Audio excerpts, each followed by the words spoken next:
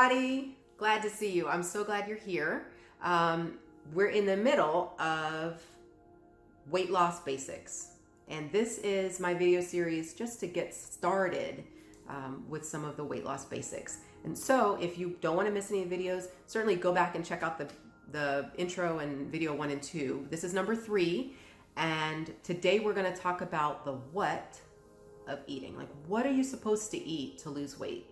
And so if you don't want to miss the next couple of videos that come up with this, definitely subscribe. Definitely subscribe. Give me a thumbs up if you like what we're doing here. And if you want to keep going, keep up. And we'll be putting these out once a week. So let's talk about the what. Because I said in the last video, and I know some people probably went, what? That I lost weight the first time. I really lost a lot of weight and have maintained. I lost it eating whatever, eating pizza, eating chicken wings. And that was my early 30s. But I do want to give you a little bit of guidelines. You can do whatever you want. You can eat whatever you want. And if you're staying within those boundaries of hunger and fullness, like I was talking about in the last couple of videos, and go back if you didn't see those, you can lose weight. I did that. But you also, probably better than anybody else in the world, know what works for your body.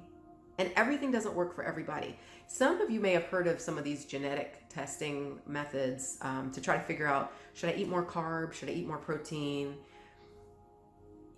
I don't know about doing those kinds of tests, but I will tell you this. You can overeat any of those things and gain weight. Even if that's where your metabolism and your genetic makeup would say that you should eat. You cannot eat unlimited amounts of anything and lose weight. So what do you do? What are you supposed to do to stick to a plan? So here's the thing. You have to make the plan.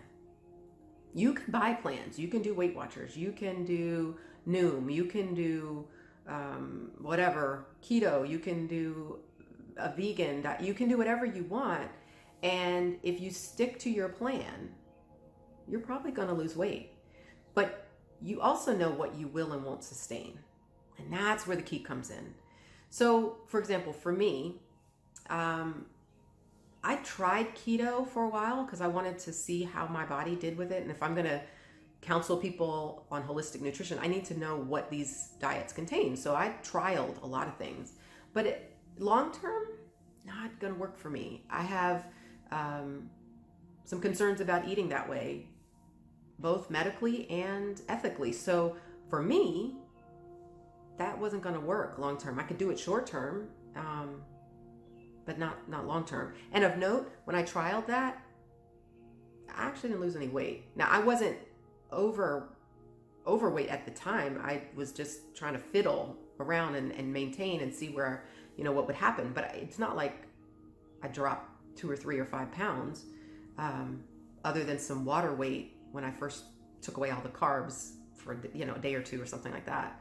So the key, number 1, is to decide what you can sustain. What plan are you going to create? And write it down. You have to write it down so that you keep yourself honest. And then when you forget, because most of the time you'll write something down and then the next day you go, what was my plan? So you got to be able to refer to it. So you got to write your plan down.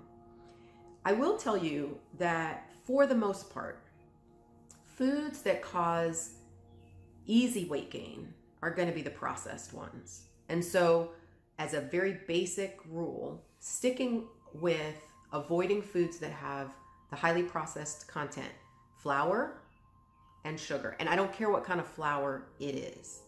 If it's nut flours, if it's wheat flour, if it's rice flour, it does not matter. Highly processed means it's already broken down a lot. And when it gets in your body, it's very easy to process and it's used as storage for the most part. If you're trying to offload your storage or your fat stores, putting in food that goes directly into storage works against you. Sugar is absolutely number 1, a culprit of doing this. And I don't care what kind of sugar it is. I don't care if it's coconut sugar, maple syrup, or wild honey, or it doesn't matter. It's sugar it is going to spike your insulin and cause you to store more of the food that you eat. So I just want, and you know what? I'm going to talk about insulin. I promise I will get to, how the body processes foods, and we'll talk about storage in another video. But I want to start with telling you flour and sugar is going to, and it doesn't mean you can't have it. It means it's going to slow your weight loss, or it might keep you from losing it all. If you're staying within hunger and fullness, you still might lose, or you might maintain. But if you want to try to move things along, those are probably two categories of food you want to stay away from. So things in packages, boxes, if it's not something that you have to make or is a whole food, probably is going to work against you, at least to some degree. Okay? All right, so that is the start of what to eat. So in our next video, I'm going to talk about getting what's called fat adapted. And you're like, wait a minute, I'm trying to lose fat. What do you mean fat adapted? I'm going to explain. It's actually really helpful in accessing your fat stores and helping burn up what you're trying to get rid of. Okay, so meet me in the next video. Subscribe. Give me a thumbs up. I'll see you soon. Bye.